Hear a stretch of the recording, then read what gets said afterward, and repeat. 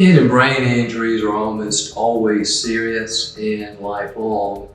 First, let's look at a couple of myths. Number one, you do not have to lose consciousness or have a concussion to have a brain injury. Number two, you don't even have to hit your head to have a brain injury. The brain is a fragile organ.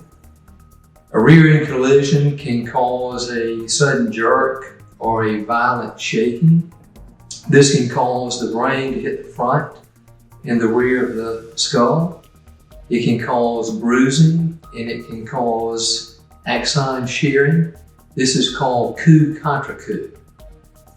These type of brain injuries can affect cognitive skills like memory, reasoning. They can affect physical skills like balance and strength. Can also affect emotional skills, depression, and anger. Some of the symptoms that you might want to look for if you have been in a rear-end collision would be headaches, light sensitivity, forgetfulness, weakness, fatigue, falling, being overly emotional, overly angry.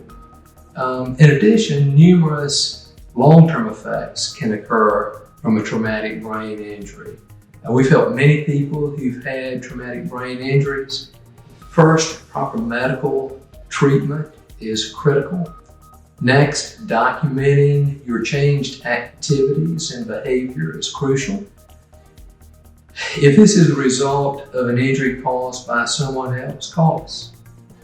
We'll share our years of experience in dealing with traumatic brain injuries, even if you don't hire us.